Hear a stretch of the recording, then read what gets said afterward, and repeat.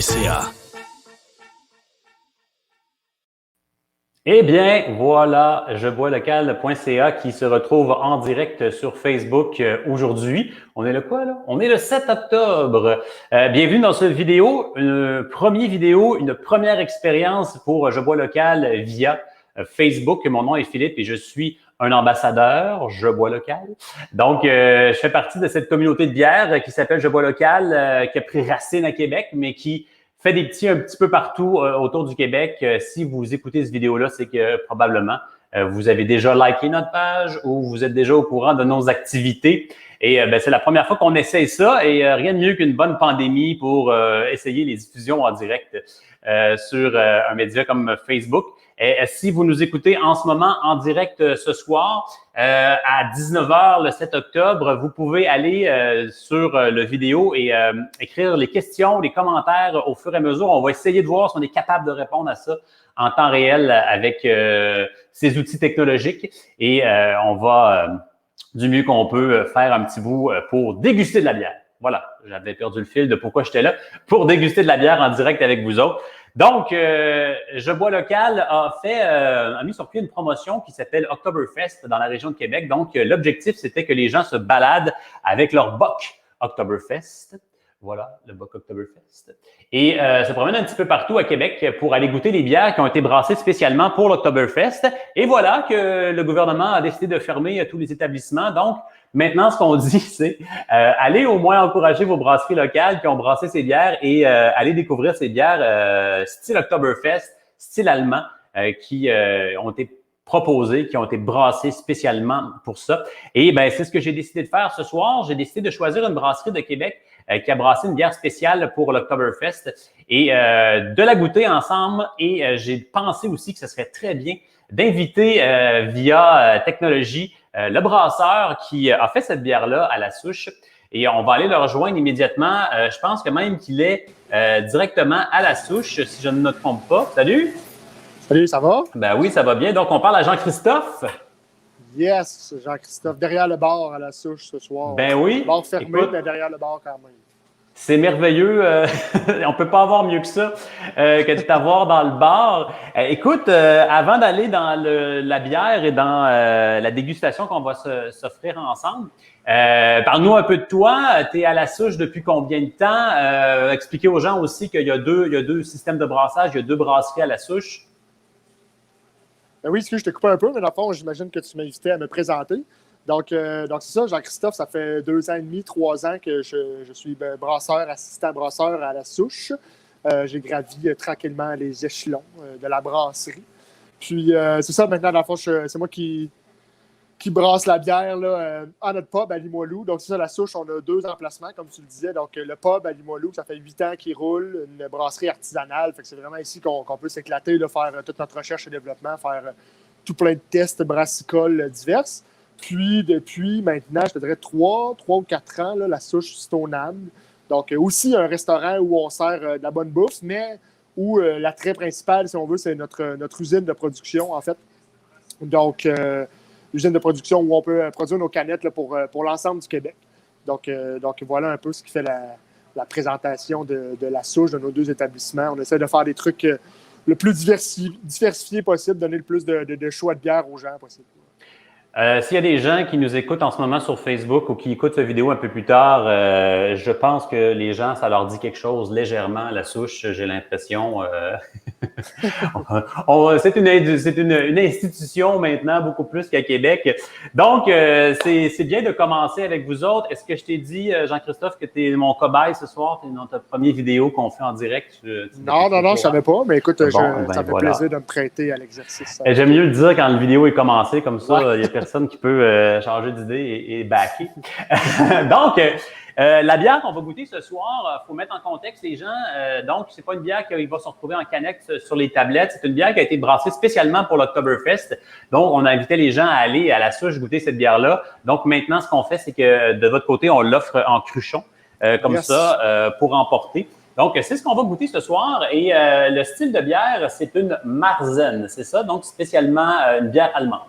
Tout à fait, ben oui. Dans le fond, on a triché un peu parce qu'en fait, la Marzen, donc qui veut dire bière de Mars là, en allemand. Normalement, elle devait être brassée au mois de mars, puis avoir une longue phase de lagerisation, donc une phase de conditionnement là, qui allait jusqu'au mois d'octobre, dans le fond. Donc, un très, très, très long conditionnement à froid pour avoir une bière qui était le plus clean possible et tout. Bien là, on a triché un peu, dans le fond, quand on a su qu'on devait faire une bière spéciale pour l'Oktoberfest avec Je bois local. Ça fait longtemps qu'on voulait essayer de faire ce style de bière-là. On ne l'avait jamais essayé ici à La Souche. C'est rare, je te dirais, les styles de bière qui n'ont pas été brassés parmi les 300 qu'on a déjà brassés à La Souche. Mais voilà, donc on a contrevenu un petit peu aux règles traditionnelles allemandes, mais on est quand même allé avec des 100% ingrédients allemands. On pourra en parler un peu plus tard, mais oui, voilà, donc une bonne petite Marzen, une belle bière de soif allemande. Là. Quand on parle d'une bière, là, il y a le style Oktoberfest, c'est un peu la même chose, une Oktoberfest, une Marzen. Oui, je pense que oui. Je ne sais pas si là-bas, il y a comme une espèce d'appellation contrôlée, là, peut-être sur le nom Marzen. En tout cas, je pense pas que c'est pas comme un champagne non plus, mais oui, c'est un peu, je pense que ce soit le style Oktoberfest ou Marzen, je pense que c'est un peu l'équivalent, oui. Pour les gens qui s'y connaissent moins en style de bière, quand on parle de bière allemande en général, on sait que, quand on connaît un petit peu l'univers de la bière, les Allemands sont réputés pour être très classiques dans leur style de bière. Très peu d'ingrédients ont le droit de rentrer dans la conception des bières. Et on va utiliser souvent aussi des levures lager qui sont plus longues, mais qui font des bières beaucoup plus clean, comme on dit, beaucoup plus avec moins de signature de levure. Donc, comment tu vois ça, les bières allemandes? Comment tu décris, toi, un peu cette grande famille de bières-là? Ben oui, je pense que tu l'as bien décrit. Moi, mon appréciation de ce que j'aime des bières allemandes, c'est des bonnes bières de soif. Là, on me demande souvent, moi, en tant que brasseur, c'est quoi mon style de bière préféré. Puis tout le temps, une question qui est un peu difficile à répondre, mais sans dire que c'est les bières allemandes, je pense que j'ai un penchant, comme beaucoup de brasseurs, là, en fait, j'imagine, vers justement des bières de soif. Donc, que ce soit des bières tchèques, des bières allemandes, donc, des pilsner, des lagers, en fait. Là, c'est un style de bière qui me plaît beaucoup. Donc voilà. Donc, oui, les bières allemandes qui sont beaucoup, beaucoup, beaucoup plus sur le malt que sur le houblon, si on compare aux styles de bière qui sont plus tendance aujourd'hui. Donc, des bières qu'on peut boire à coups de gros bocs, comme les bocs de Je bois local. Exact. Ben, écoute, pendant que tu nous disais ça, j'en ai profité pour verser la fameuse bière qui s'appelle la Durst. Fred Durst. C'est la Fred Durst. Non, c'est Durst qui veut dire, en fait, soif en allemand. Donc, c'est pas plus compliqué que ça, mais c'est ça. Le but, c'est de faire une bière de soif. Bon, mes collègues auraient aimé l'appeler la Fred Durst, mais on est allé pour Durst normal. Durst, tout court. OK, donc j'ai commencé, j'ai pris une longueur d'avance. Tu as choisi, toi, le fameux Bock Oktoberfest, mais de mon côté, j'ai choisi notre verre ballon Je bois local. C'est à la préférence de chacun. Tu as raison, les bières allemandes se descendent à grands coups de Bock. Oktoberfest, l'original, on ne parle pas de Bock de cette grosseur-là, mais des Bock d'1 litre en général. On y va encore plus fort. Donc, on va checker la bière avec vous autres. On va déguster cette bière-là avec vous autres à la maison ou surtout vous accompagner là-dedans. Donc, on va commencer par la couleur de la bière. Donc, on sent vraiment ici que c'est une bière qui est ambrée. Ici, au Québec, on a adopté le terme des fois rousse pour parler de cette couleur-là, mais la couleur est ambrée. Tu veux-tu nous parler un petit peu des maltes qui entrent dans sa composition? Ben oui, tout à fait. En fait, comme je te disais, on est allé vraiment avec des maltes 100% allemands. Donc, on a utilisé des maltes de la malterie Best Malts là, qui sont disponibles un peu partout, qui sont disponibles au Québec pour tout le monde. Mais en fait, on a trois types de maltes. Donc, on a du Pilsner allemand, donc un malt de base, là, mais avec un bon caractère. On a aussi du Vienna, donc qui est aussi un malt allemand un peu plus modifié, un peu plus caramélisé. Puis, on a du malt Munich. Donc, c'est vraiment les types de malt de base là, qu'on retrouve dans la recette typiquement allemande d'une Marzen. Donc, on est environ, là, je ne me souviens plus des pourcentages exacts, mais 50% Pilsner, 25% Vienna, 25% Munich. Donc, c'est ça qui confère à la bière, justement, ce petit côté ambré. Moi, je dirais qu'elle est même un peu plus, à la limite, orangé que sur le côté rougeâtre. Là, mais, donc, voilà, c'est ça qui fait que la bière a cette couleur-là, oui. C'est une couleur qui est invitante. Moi, j'aime beaucoup ces couleurs-là. Au Québec, on est habitué, pour les gens si on veut faire un parallèle, lorsqu'on parle de rousse, souvent, c'est plus des ales, c'est des bières on va avoir un très fort goût caramel, une finale un petit peu sucrée. On va voir que le profil risque d'être un petit peu différent ici. parce qu'on parle d'une lager. Donc, au niveau de la couleur, on est sur le chemin, on sait ce qu'on a, donc on va se mettre le nez dedans. Donc, Yes. on déguste, on regarde et ensuite on va sentir. Comme tu le dis, il risque pas d'avoir une très forte odeur de houblon comme les IPA de ce monde, mais on a quand même une signature, c'est sûr. Donc, il n'y a rien de mieux que se mettre le nez direct dedans. Ça, c'est le best pour bien goûter.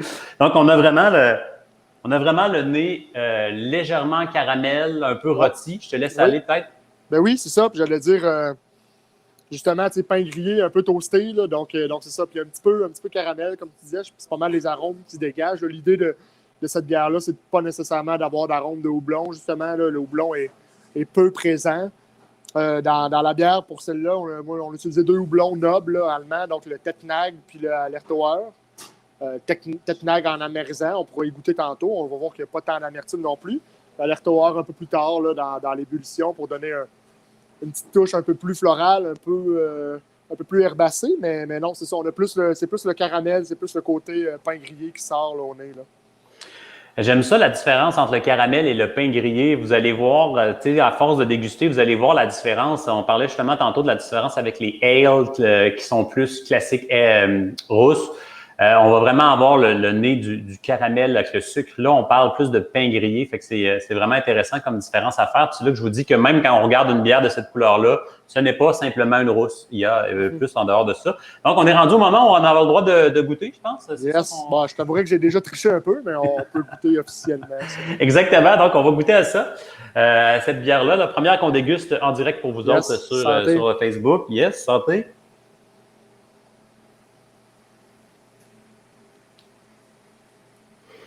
Je te laisse me dire tes impressions. Oui, bien écoute, lorsqu'on parle de lager, on sait un peu à quoi on va s'attendre. Hein? On a vraiment un côté hyper neutre, c'est le mot que je cherchais en français, neutre de la levure, qui laisse beaucoup de place au grain. Donc, on n'a pas obligé d'avoir du grain très, très foncé pour qu'il donne sa couleur à la bière. Moi, ce que j'aime de cette bière-là en ce moment, tu as parlé de buvabilité tantôt, de boire ça au boc d'1 litre. Et moi, je pense que la souche aussi se fait un devoir de pas mal toujours être dans la grande buvabilité. C'est ça qui est le fun. L'amertume ici là, est juste parfaitement équilibrée. C'est une bière, malgré sa couleur, qui est nullement lourde. On est vraiment dans le désaltérant ici. Super facile à boire. Donc, vraiment, comme tu disais aussi, les houblons sont amérisants. Donc, les houblons amènent une amertume qui est nécessaire à la bière pour être dans cette catégorie de très, très buvable. Donc, je pense que là-dedans, on est dans le mille. Tu veux-tu peut-être donner tes impressions aussi? Moi aussi, c'était le profil recherché, c'est le style qu'on voulait brasser, justement. Personnellement, c'est la première fois qu'on la faisait, puis on peut se permettre d'être un peu critique. Elle a fini un petit peu plus sucré que ce que serait attendu, en fait. Là. La bière a fini à 5 % d'alcool. On aurait aimé normalement l'avoir à environ 5,4, 5,5 % d'alcool.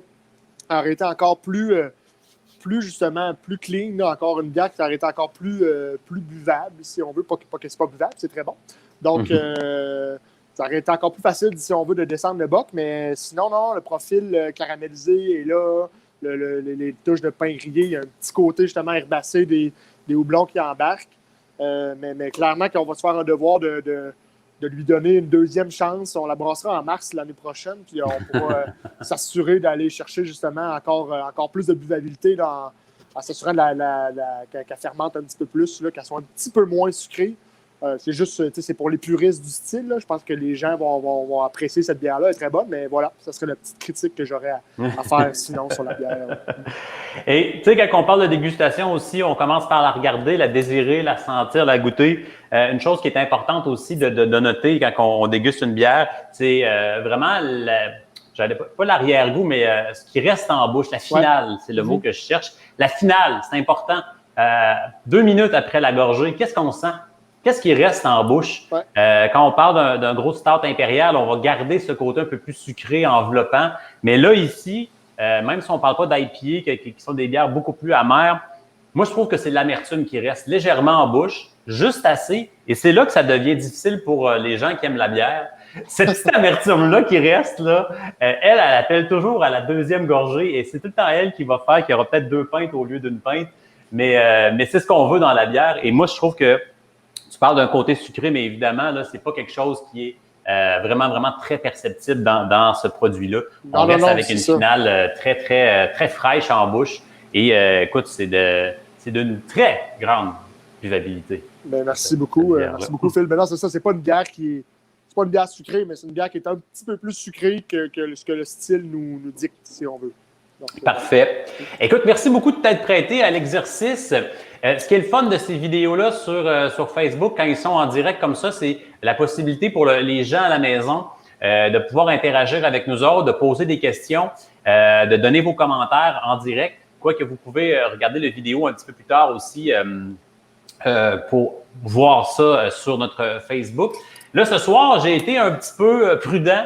On a fait peu de promotion sur la vidéo parce que c'est la première. Techniquement, il y avait un défi à relever aussi. Fait que ce soir, ben là, en ce moment, si vous avez des commentaires, on va y répondre un peu plus après la vidéo. Si vous avez des questions, on va se faire un plaisir d'y répondre. Sinon, on va se faire une habitude de refaire ces vidéos-là pour découvrir des bières comme ça, découvrir les gens qui sont derrière aussi. Et vous pourrez participer dans notre Facebook pour en savoir plus, parce qu'on a un brasseur avec nous. Alors, tu sais, des fois, on se dit, c'est le temps, on pose des questions au brasseur, il est là. En finale, on peut-tu se donner une note COVID-19? On a passé à travers toutes sortes d'épopées, les brasseries comme la vôtre. Oui, il y a brasserie, mais c'est d'abord aussi un restaurant. Donc là, vous adaptez le service pour emporter pour les gens de Québec, c'est ça? Ben oui, tout à fait. Dans le fond, dans nos deux restaurants, là, que ce soit à Stoneham ou à Limoilou, on a notre menu presque en entièreté qui est disponible là, en take-out. Bientôt, je pense, la livraison dans le coin de Stoneham. Sinon, à Stoneham, on offre aussi des belles boîtes, là, des belles boîtes familiales, des boîtes de dégustation, donc du prêt à cuire à la maison. On a une nouvelle chef pâtissière là, à Stoneham qui offre des boîtes de dessert là, qui sont vraiment cool, des Joe Louis maison, des trucs avec de l'argousier. Donc, on utilise beaucoup de produits locaux dans nos bières, mais dans notre bouffe aussi. Donc voilà, si vous avez un envie de poutine ou toute autre chose qui se retrouve sur notre menu, c'est tout à fait disponible. Nos cuisiniers vont se faire un plaisir de vous préparer ça. Puis, ben, dans le fond, on a toujours nos canettes, évidemment, qui sont disponibles là, dans tous les points de vente, chez tout votre bon détaillant, partout à travers le Québec. Puis sinon, ben, à Limoilou, on a, comme tu l'as dit tantôt, nos cruchons. Donc, des bières exclusives, des bières qui ne sont pas disponibles là, nulle part ailleurs qu'ici à Limoilou. Donc, c'est le temps de venir tester quelque chose de différent. Exact. Puis, ben, pour les gens qui nous écoutent de l'extérieur, si vous n'êtes pas dans le coin de Québec, évidemment, on n'encourage pas les déplacements, mais je suis certain qu'il y a une brasserie dans votre secteur, dans votre région. Informez-vous. Et pour les brasseries qui offrent seulement sur place, là, qui sont des restaurants aussi, ben encore plus parce qu'ils n'ont pas le réseau de distribution pour rejoindre les consommateurs. Donc, allez-y, allez acheter un cruchon, allez encourager vos entreprises locales. Puis, quand tout reviendra à l'ordre, vous le rendront bien en vous brassant encore de l'excellente bière. Ah ben, merci beaucoup, Jean-Christophe, de ta présence ce soir. Merci à toi, Philippe. Tu es un gentleman, excellent brasseur. On aura le plaisir de revenir avec d'autres bières de la souche, assurément. Et avec d'autres vidéos sur Je bois local comme celui-là, je pense que ça a bien été. Mes patrons me le diront demain, mais on aura d'autres incursions comme ça dans le monde brassicole. Donc, merci beaucoup, Jean-Christophe. Merci. Et à tous, je vous dis de nous suivre sur jeboislocal.ca. Là-dessus, il y a tous les détaillants, les brasseries du Québec qui s'y retrouvent. Vous avez également la possibilité d'acheter dans vos brasseries locales via notre marché. Comment ça fonctionne? C'est qu'on a fait le lien entre toutes les microbrasseries locales et vous pouvez acheter en ligne et aller récupérer sur place. Donc, pour les brasseries un peu partout au Québec, allez faire un tour sur jeboislocal.ca et sur notre page Facebook également, on met toujours des nouvelles intéressantes de dégustation et beaucoup plus à venir. Pour les gens de la région de Québec, Oktoberfest, c'est en cours maintenant. Encore là, sur notre site web, vous avez toutes les bières spéciales qui ont été brassées. Donc, allez faire un tour. Allez de manière très prudente, allez acheter votre bière pour emporter dans ces détaillants-là un peu partout dans la grande région de Québec. Tous les détails sont là. Donc, merci beaucoup d'avoir été avec nous ce soir ou en différé un peu partout au Québec. À la prochaine.